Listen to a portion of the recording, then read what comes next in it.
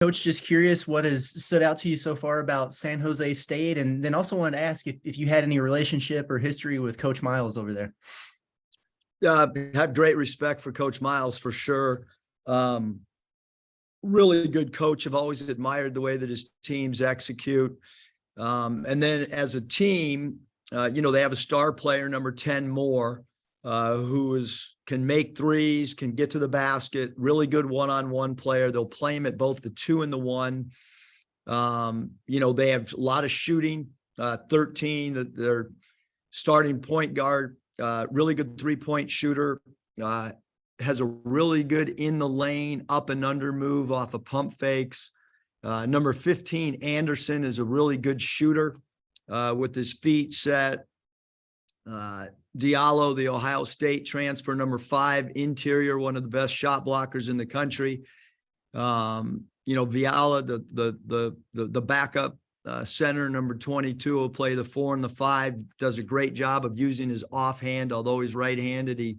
He can finish with his left really well. And then 31 off the bench, who plays the 4, very, very good shooter and an effective basket cutter as well. And what do you think the next step is, maybe in the development of Jordan Walsh? Are there any key areas you guys are really emphasizing with him? Does he strike you as a guy that might be close to really putting everything together?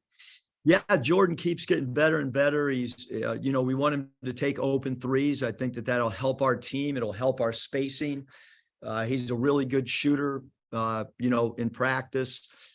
I think everybody's starting to understand that he's a very effective defender, who's an aggressive defender, who can rebound his position. We want to continue to work on his ball handling. But we need him to be a guy that's a willing shot taker, when the ball is swung and he's open, and the 3-ball attempts, we want them to be there. And we want him to feel, to be able to feel confident to take that shot as well. Hutch? Yeah, Coach, I was looking at some pace numbers, and it looks like San Jose State's one of the slower teams in the country. I'm curious kind of what challenges that presents. Well, I think Coach Miles does a really good job of controlling tempo, controlling the game from a pace standpoint. They will opportunistic run. Some of their players, they got some guys in particular that are really good in transition, like Moore, number 10. But yeah, I mean, it's a team that execution in the half court seems to be important to their team. And then obviously you knew Ricky Council was going to be a good player, but I'm curious how his role has maybe evolved since this summer to at this point. Has it surprised you at all, or just kind of how has your view of him changed since then? Yeah, Ricky has, we recruited him because we really liked what we saw in video. We felt that he fit our system.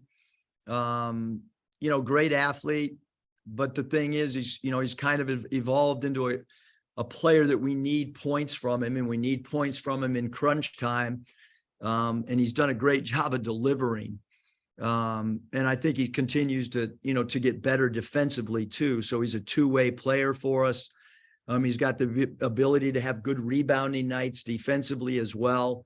But he's done a great job of each day getting better and better and better for us on both sides of the ball. Bob? Hey, Eric, how you doing today? Good. Kamani didn't hardly play for you, I guess, the first 5. Then he has a huge role in game 6, and then, plays a ton of minutes, I guess a career high in game 7. What do you thought about how he stayed patient, didn't sulk, whatever, pout? And then when you needed him, it's come through for you.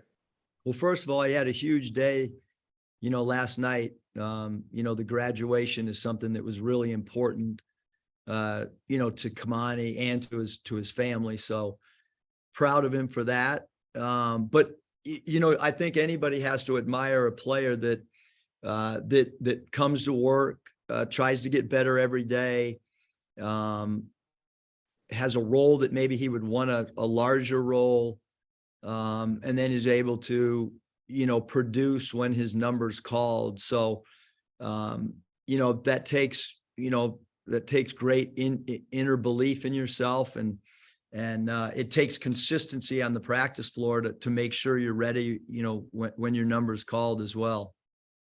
And then you mentioned the graduation, and we know it's been a bit of a bumpy ride at times for Kamani, but he seems like he's really matured. What do you thought about that aspect of, I guess, of his life?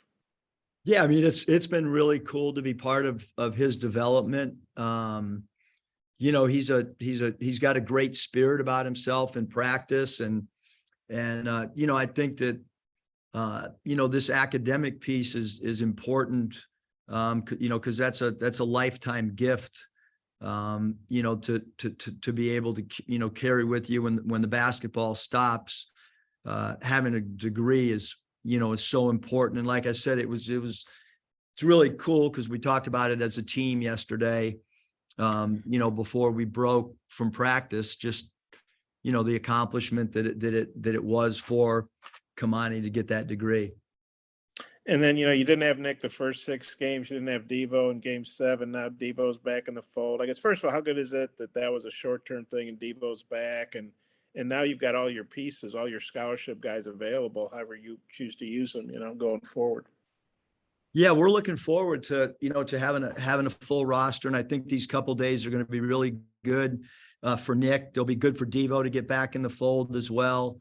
I thought that, our energy level yesterday, the pre-practice energy right now is good. And we have 2 games on this homestand that we need to become, get ready to play and play at a high level.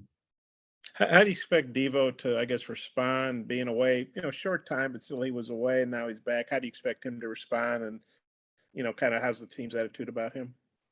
Yeah, I think everybody was excited to have him back. I know everybody really supported him while he was away, and I mean, his infectious energy in practice yesterday was great, and I think everybody's happy that he's back and ready to play.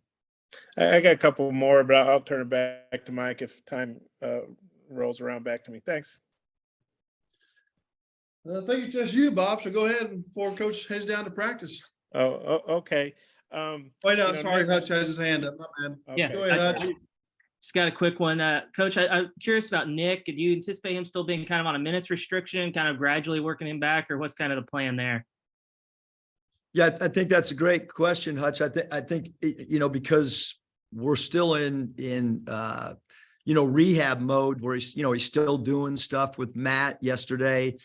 He was in there for a while in the weight room doing stuff. And I don't have an answer to that. Although it's a great question, just because we still have today, we still have tomorrow. And I think with any injury, you want to see how it responds each day. To my knowledge, no swelling, which is a great thing. He becomes a little bit more